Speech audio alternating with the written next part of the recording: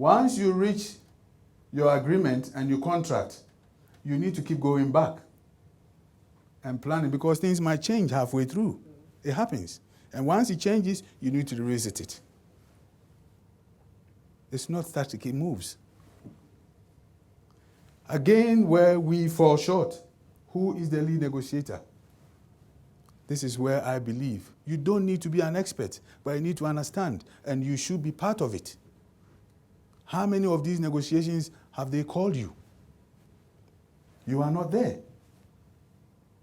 So how do you develop the objectives? We got to do something about that. And the only way we do is by raising our voices. Appointing the lead negotiator is critical, colleagues. And we need to capacitate ourselves so that they can call us to be part of it.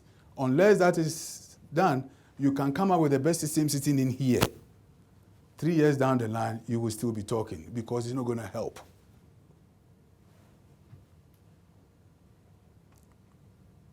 Bargaining. This is what has been happening. It's different from negotiations, colleagues. The price. All statements that are made from Cape to Cairo, unfortunately, right now, it's about price reduction. Price reduction.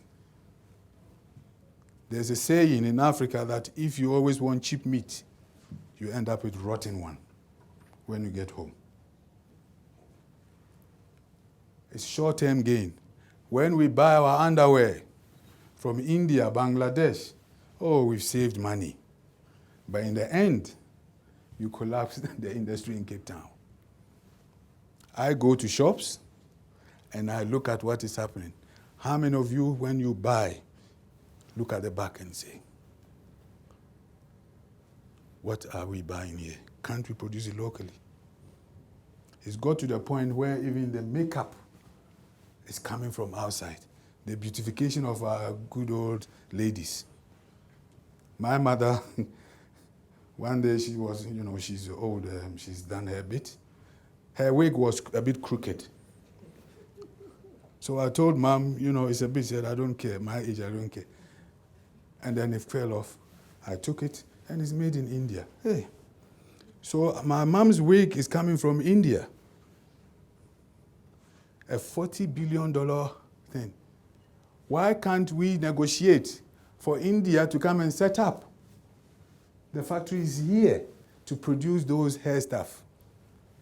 Just imagine the amount of jobs it will create. Now I'm seeing tomatoes coming from Italy.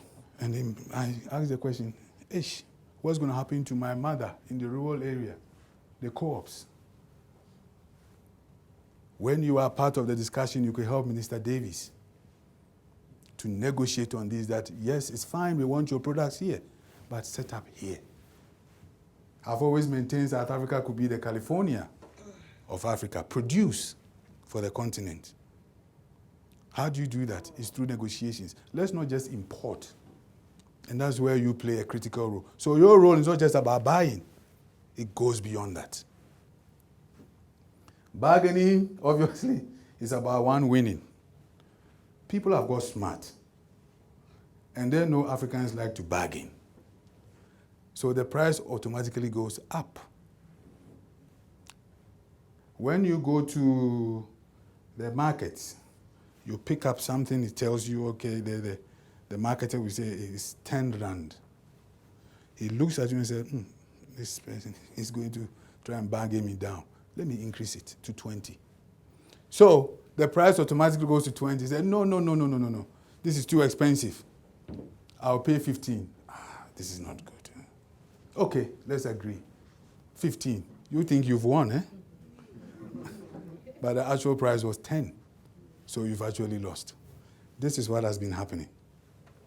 So we are not getting value for money. And because of the focus, I think last year, I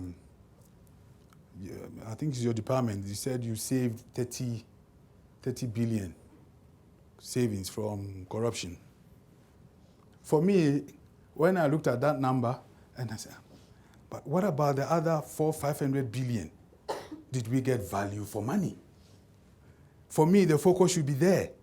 Corruption, you can't get rid of. It's been since Adam and Eve's days, even with the apple. It's been there. But it's how you find ways of managing it. Let's focus more on the value add. Are we getting value for what we are spending? Governments have been spending billions and billions every year. But still, this vicious cycle of joblessness is still there. It's not improving. Why? It's because we are not in those discussions. Audio Jungle.